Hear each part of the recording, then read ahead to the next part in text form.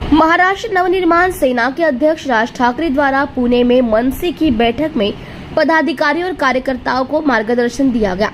राज ठाकरे ने कहा कि पदाधिकारी और कार्यकर्ताओं को भविष्य में ग्राम पंचायत के बारे में और अधिक गंभीरता से सोचने की जरूरत है।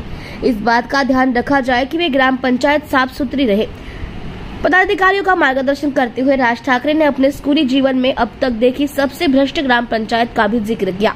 इस मौके पर उन्होंने रमेश सिप्पी की फिल्म शोले के गांव रामगढ़ की पंचायत का जिक्र किया। इसमें उन्होंने उस गांव की पानी की टंकी, उस गांव के ठाकुर के बारे में टिप्पणी की। वह रामगढ़ में एकमात्र ठाकुर है और उनके घर में रोशनी नहीं है, लेकिन उसी गाँव में एक बड़ी पानी की टंकी भी है। रामगढ़ में पानी की टंकी में पानी कैसे तैर सकता है? इसलिए मुझे लगता है कि यह अब तक की सबसे भ्रष्ट ग्राम पंचायत है। इस मौके पर राज ठाकरे ने कहा, उनके इस बयान की सोशल मीडिया पर जमकर चर्चा होने लगी है। इस समय राज ठाकरे ने उस बैठक के ग्राम पंचायत की साफ सफाई को लेकर मनसे पदाधिकारी और कार्यकर्ताओं को कुछ महत्वपूर्ण निर्देश भी दिए। तिकडे परदेशामध्ये जायचं आणि तिकडे काय स्वीपर म्हणून काम करायचं। स्वीपर म्हणून काम तर इथे पण मिळतं। आजूबाजूचं वातावरण, मला असं वाटतं ते वातावरण गावातलं निर्माण करणं चांगलं, हे पहिला तुमचा अजेंडा असला पाहिजे। पहिलं काम ते असलं पाहिजे। त्या गावातल्या मुलाला काही नवीन गोष्टी सुचल्या पाहिजेत, ते वातावरण असं असलं पाहिजे की नवीन नवीन कल्पना सुचल्या पाहिजेत।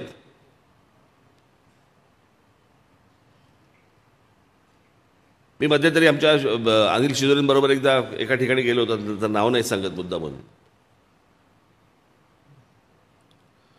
गावात लोड शेडिंग, पण लोड शेडिंगला पण काय अर्थ नाही। म्हणजे 48 तास पाणी तुमच्या वीज यायची नाही वगैरे वगैरे, असं मधून नाला, दोन बाजूने दोन घरं आणि वाईट अवस्था। त्या गावात एक मी टाकी पाहिली आणि मी विचार करत होतो की माझ्या शालेय जीवनामध्ये मी पहिल्यांदा पाहिलेला भ्रष्टाचारी ग्रामपंचायत, अत्यंत भ्रष्टाचारी ग्रामपंचायत मी शालेय जीवनामध्ये पाहिलेली ती म्हणजे रामगढ़ ग्रामपंचायत। रामगढ़ ग्रामपंचायत पाहिले तुम्ही? शोलेमधली पाहिले? त्या गावातला सर्वात श्रीमंत ठाकूर आहे, ज्याच्या घरात लाईट नाही आहे, पण त्या गावात टाकी आहे। त्या ठाकूरचा बाप चढवणार होता पाणी।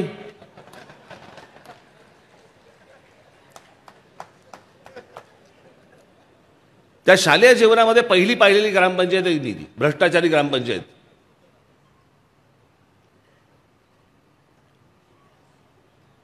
त्या गावात गेल्यावर मी जेव्हा ती टाकी पाहिली तेव्हा मला तीच आठवली रामगढ़ची।